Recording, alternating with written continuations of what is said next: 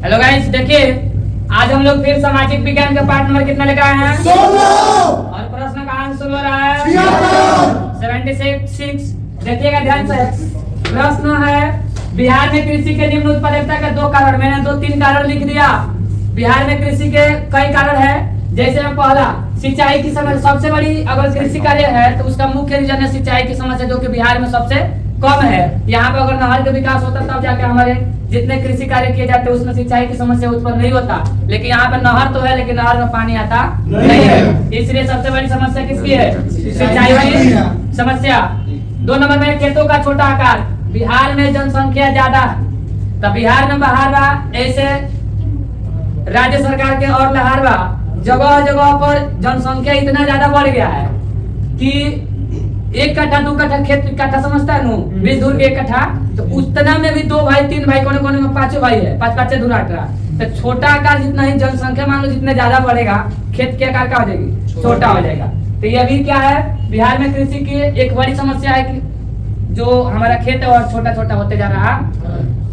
3 number में है उन्नत किस्म के कृषि यंत्रों का अभाव। देखिएगा ध्यान से, बहुत ऐसे जगह होते हैं कि हमारे यहाँ कृषि संबंधित कोई औजार जो है उन्नत किस्म के नहीं पाए जाते हैं। यहाँ पे वही पुराने ढंग से पुराने किस्म के औजार है जिससे खेती की जाती है, और नए नए किस्म जैसे बीज जो होते हैं हम लोग को मिल नहीं पाता है। बिहार सरकार बहुत सारे बीज की जो बीज होता है वो भेजता है ब्लॉक में, लेकिन किसी को मिलता नहीं है। अच्छे होते हैं, कर्मचारी लेके चले जाते हैं, बेकार चीज जनता में बांट दी जाती है।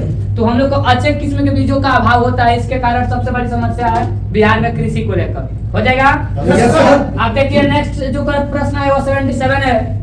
समोच्च रेखाओं द्वारा शंक्वाकार पहाड़ी का प्रदर्शन किस प्रकार किया जाता है? तो सबसे बड़ी समस्या यह है कि जो समोच्च रेखा होती है उसका पहाड़ी, जो शंक्वाकार पहाड़ी होता है वो किस प्रकार प्रदर्शन करता है?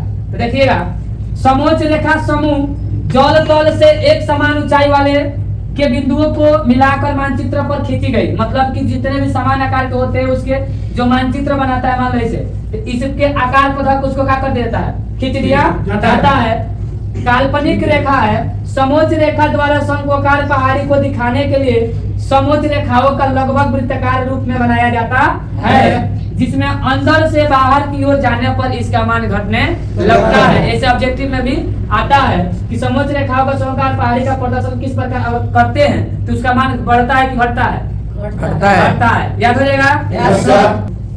देखिए अब प्रश्न नंबर कितना है? 78। क्वेश्चन क्या है? तल चिन्ह क्या है? तल चिन्ह किसे कहते हैं? आप लोग को याद है? Yes sir. लिख दीजिएगा, आइए लिखिएगा।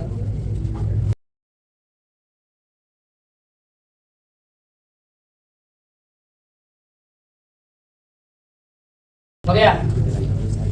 देखिए इन्होंने लिखा है डिफिनेशन में, वास्तविक सर्वेक्षण द्वारा समुद्र तल से किसी स्थान की मापी गई ऊंचाई को ही क्या कहा जाता है? तल चिन्ह। हो जाएगा? Yes sir.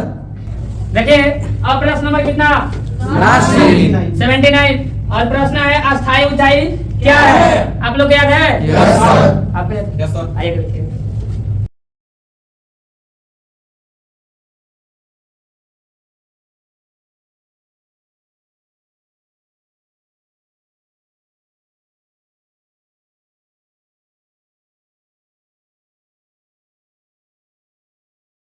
हो गया? और ये इसको क्या लिखे है? समुद्र तल से किसी भवन खंभों पत्थरों जैसी अस्थायी वस्तुओं की ऊंचाई प्रदर्शित की जाती है, या तल चिन्ह की सहायता से किसी स्थान की मापी गई ऊंचाई को अस्थायी या ऊंचाई या स्थानिक ऊंचाई कहते हैं। बहुत बढ़िया, ताली मारते हैं इसके नाम पे। बस आप वो नहीं है जैसे आप ताली मारते हैं। अब पीछे वाला जो है लड़का सब, आप लोग पहुंच जाते हैं पढ़ने, आया के ताली मारते हैं जैसे लगता है कि पैसा सुनना है। तो विशेष ध्यान दीजिए क्वेश्चन पे। अस्थायी ऊंचाई या स्थानिक? आपसे कह देगा स्थानिक ऊंचाई, तो अस्थायी हो या स्थानिक। कभी कभी एक क्वेश्चन देता है कि तल चिन्ह, कौन चिन्ह? तल चिन्ह। और स्थानिक ऊंचाई में अंतर। तो ये दोनों अभी इसके पहले जो डिफिनेशन बताए थे वो भी डिफिनेशन, दोनों डिफिनेशन एक एक लिख दीजिएगा, हो जाएगा। देखिए क्वेश्चन, समुद्र तल से किसी भवन पुल खंभो, जितना भवन पुल खंभा होता है ऐसी अस्थायी वस्तुओं की ऊंचाई, मान लो एक खंभा है, तो एक और 10 मीटर की ऊंचाई होगा तो 10 मीटर होगा कि ले जाएगा पटना तो 20 मीटर का हो जाएगा, नहीं होगा। नहीं सर। तो जिसकी अस्थायी वस्तुओं की ऊंचाई प्रदर्शित की जाती है, या माने ये याद रखना कि समुद्र तल से किसी भवन, माने समुद्र के तल से किसी भवन की ऊंचाई जो होता है उसी को कहेंगे चीज स्थानिक ऊंचाई, हो जाएगा। देखिए आज का अंतिम प्रश्न, और प्रश्न नंबर कितना? 80। और प्रश्न है उपभोक्ता जागरण हेतु विभिन्न नारों को लिखो। अगर मान लो कोई व्यक्ति उपभोक्ता कौन होता है? जो व्यक्ति किसी दुकान पर सामान खरीदने जाता है वो क्या है? उपभोक्ता। पूछेगा एग्जाम में उपभोक्ता किसे कहते हैं? तो सबसे पहले आपको पता होनी चाहिए कि जो व्यक्ति, मान लो ये कलम है, अगर ये दुकान में है, अगर आप खरीदने गए तो आप क्या होंगे? उपभोक्ता। तो जो व्यक्ति कोई वस्तु खरीदने जाता है वही उसका क्या है? उपभोक्ता। और उपभोग किसे कहते हैं? तो जब हम कोई वस्तु को क्या करते हैं? लेते हैं, उसे कहेंगे उपभोग।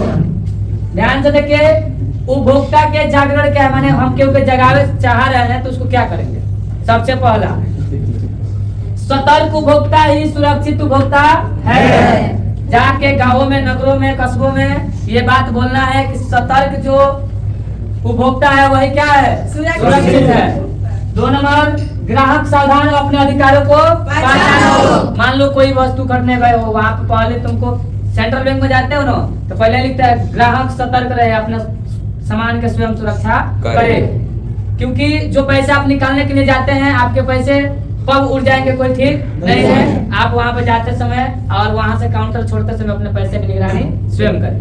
2 नंबर सुनिए, ग्राहक सावधान, अपने अधिकारों को क्या करो? तो अपने जाइए और एक कोई सामान ही खरीदे, उसकी एक्सपायरी डेट है, अगर लेके चले आए तो सबसे पहले आपका अधिकार बनता है कि हमको उसको देखना चाहिए, नेटवर्क देखना चाहिए, प्राइस देखनी चाहिए, डेट ऑफ उसके एक्सपायर जो डेट है उसको देखनी चाहिए।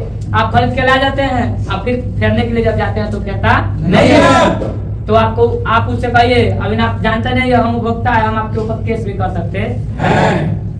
3 नंबर है जागो ग्राहक, जागो। कला छोड़ के भागो। भागो, आ गए तो बहुत मार मारेगा तुमको।